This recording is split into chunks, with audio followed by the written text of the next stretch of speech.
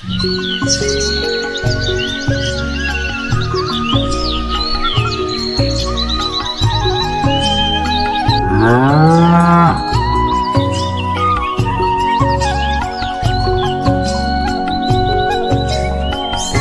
छोटे से गांव में एक मेहनती मजदूर रमेश रहता था।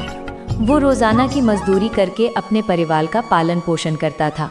उसकी मजदूरी से उनका गुजारा बड़ी मुश्किल से होता था। जिस दिन मजदूरी का काम मिल जाता उस दिन घर में 2 वक्त की रोटी के लिए कुछ पैसे आ जाते थे। पर कभी किसी दिन कोई काम नहीं मिलता तो रमेश खाली हाथ घर वापस आ जाता था और वे सब भूखे पेट सो जाते थे। उसकी पत्नी सुधा बहुत ही संतोषी और धार्मिक महिला थी। एक शाम सुधा ने उदास होकर रमेश से कहा, सुनिए जी, कल दिवाली है, कहीं से थोड़े पैसों का इंतजाम हो जाता तो रोहन के लिए मिठाई ले आते तो रोहन खुश हो जाएगा।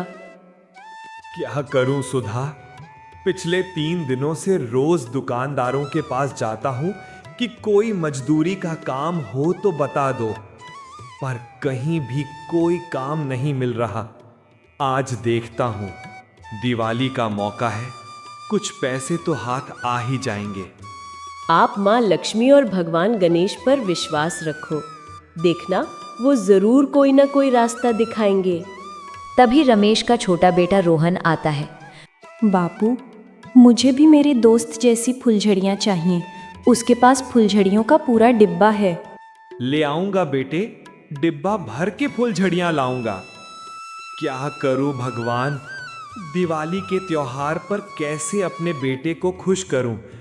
मुझे काम ढूंढने जाना ही होगा। मैं अपने बेटे की दिवाली सोनी नहीं देख सकता।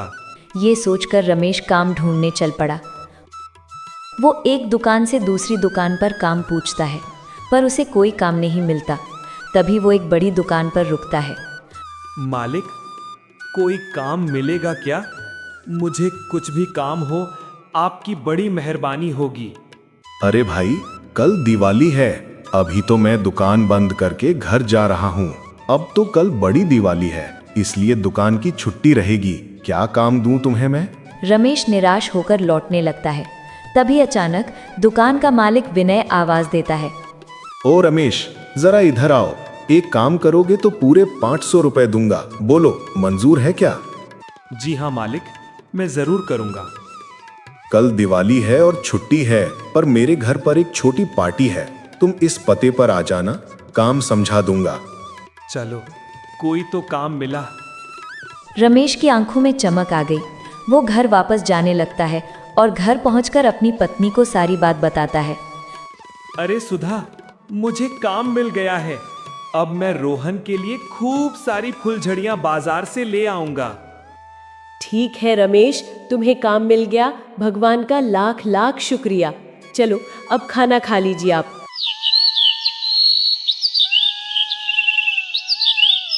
अगले दिन रमेश विनय भाई के घर पहुंचता है।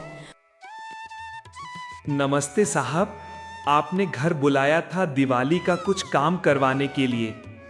मुझे बता दीजिए, जो भी काम है मैं अच्छे से सारा काम कर दूंगा।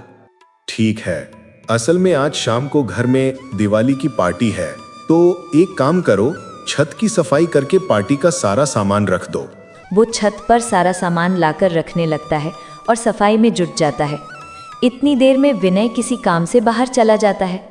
थोड़ी देर बाद आरती अपने पति को फोन करती है। अरे, सोहन कहीं नजर नहीं आ रहा?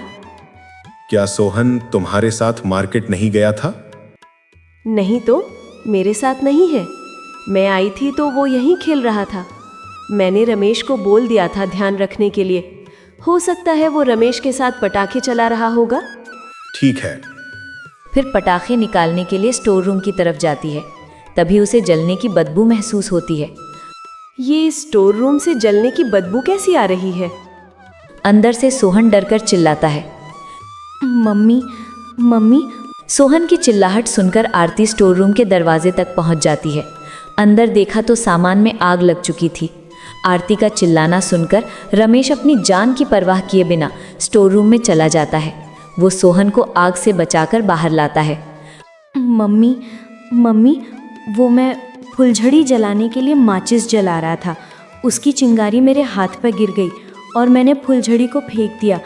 मेरा हाथ जल गया था, इसलिए मैं उसे बुझाने की कोशिश करता रहा, पर आग बढ़ती गई। मम्मी, मुझे माफ़ कर दो। कोई बात नहीं मेरे बच्चे, तुझे कुछ नहीं हुआ। मुझे बस इस बात की तसल्ली है, तुमने हमारे बच्चे की जान बचाकर हम पर बहुत बड़ा एहसान किया है। आग तो फिर भी बुझ जाती, पर तुमने अपनी जान की परवाह नहीं की। इसमें एहसान कैसा मालिक? मुझे इस बात की तसल्ली है कि सोहन ठीक है। मालिक, मैंने छत का सारा काम कर दिया है, अब मैं चलता हूँ। आज दिवाली है तो घर पे बच्चे और मेरी पत्नी मेरा इंतज़ार कर रहे होंगे। शाम भी हो गई है। रमेश, तुम चिंता मत करो, आज दिवाली का त्योहार है और खासकर आज के दिन रमेश ने हमारी इतनी बड़ी मदद की है। आरती सच कह रही है।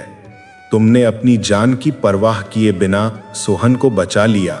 तुम तो आज हमारे लिए भगवान बनकर आए हो रमेश। तुमने हमारे घर के चिराग को बचा लिया। रमेश, ये 5,000 रुपए मेरे परिवार की तरफ से तुम्हारे लिए दिवाली की भेंट है, इसे मना मत करना। कुछ मिठाई के डिब्बे और खेल खिलौने हमारी तरफ से और खासकर सोहन की तरफ से बच्चों के लिए दिवाली का ये उपहार मेरी ओर से उन्हें देना। रमेश उन सब का बहुत बहुत शुक्रिया अदा करता है। रमेश मिठाई और खिलौने लेकर घर पहुंचता है तो वो सारी बात अपनी पत्नी को बताता है। फिर रमेश अपने बेटे को पटाखे देता है। उस रात रमेश अपने परिवार के साथ खुशी खुशी दिवाली का त्यौहार मनाता है। माँ लक्ष्मी और भगवान गणेश की पूजा करता है और उन्हें धन्यवाद देता है कि उनकी कृपा से एक गरीब की दिवाली खुशियों में बदल गई थी।